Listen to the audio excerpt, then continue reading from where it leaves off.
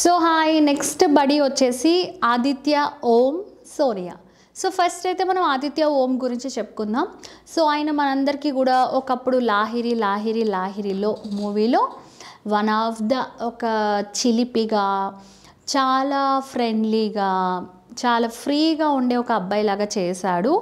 ఆ సినిమాలో మనందరికీ చాలా బాగా నచ్చేశాడు. సో ప్రతి మనిషి లైఫ్లో కూడా ఇట్స్ లైక్ వేవ్స్ లాగా, ఓషన్లో వేవ్స్ లాగా ఓడిదుడుకులు, జయం అపజయాలు, హై లోస్ ఎప్పుడు ఉంటూనే ఉంటాయి కదా. అంటే మూవీ ఇండస్ట్రీలో ఒక పీక్ స్టేజ్లో ఉండే పర్సన్ సడన్గా కొన్ని రోజులు ఏం షూటింగ్స్ లేకపోవడం, ఆర్థికంగా కానీ మానసికంగా కుంగిపోవడం, ఇలాంటి మన సినీ ఇండస్ట్రీలో చాలామంది దగ్గర మనం చూస్తూనే ఉంటాం అన్నమాట. సో ఆదిత్య ఓం లైఫ్లో కూడా ఇలాంటి సంఘటనలే జరిగాయి. ఏమైందో తెలీదు, సడన్గా ఒకదాని మీద ఒకటి ఫ్లాప్ రావడం, 4 సినిమాలు పూర్తిగా ఆడకపోవడం, ఆ తర్వాత ఏమైందో అసలు అవకాశాలు లేకపోవడం, ఒక్కసారిగా తను చాలా డిప్రెషన్లోకి వెళ్ళిపోయారనమాట. ఎంత డిప్రెషన్లోకి వెళ్ళిపోయారంటే ఆదిత్య ఓం గారు ఒక చీకటి గదిలో ఉండిపోయి 4 డేస్ వరకు కూడా బయటకి రాకుండా, సో నిద్ర ఆహారాలు లేకుండా శ్వాస పీల్చుకుంటూ మాత్రమే అలా ఒక డిప్రెషన్లోకి వెళ్ళిపోయాడు.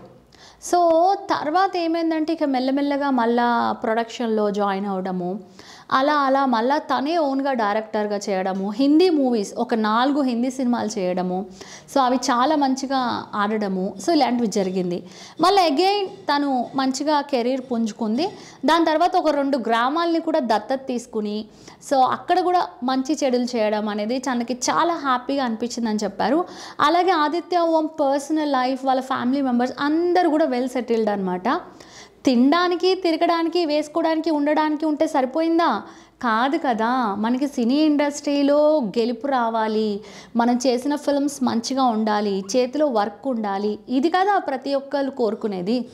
సో అలా ఉన్న తర్వాత ఆదిత్య ఓంకి ఈ అవకాశం రావడం, అంటే బిగ్ బాస్లోకి వెళ్ళే అవకాశం రావడం ఆయనకి చాలా హ్యాపీ అనిపించింది. ఖచ్చితంగా వచ్చారు.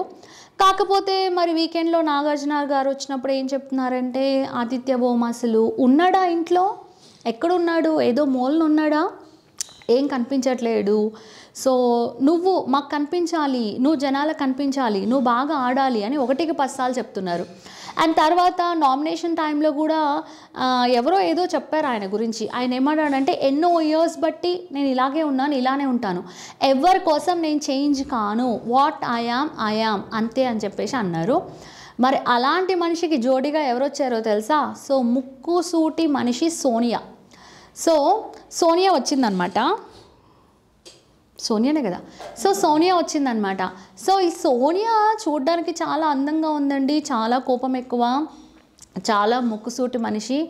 సో ఏంటంటే తనని తాను జనాల్లోకి ప్రూవ్ చేసుకోవాలని వచ్చింది. కానీ ఆమె ఎవరితోనైనా గొడవలు పడుతుంది. సో వీళ్ళిద్దరూ ఒక బడ్డీస్ లాగా లోపలికి వెళ్ళారు, కానీ లోపల మాత్రం విడివిడిగానే ఉంటున్నారు. అండ్ సోనియా అయితే కనుక చిచ్చర పిడుగులాగా ఎవరు తన గురించి ఏమన్నా ఆన్ ది స్పాట్ మొక్క మీద ఇచ్చి పడేస్తుంది వాళ్ళకి. సో మరి ఇంకా సోనియాతోటి ఇంట్లో ఏగడం అంటే చాలా కష్టం. మరి ఆమె ఉంచుతుందా లేకపోతే పంపించేస్తారా చూడాలి.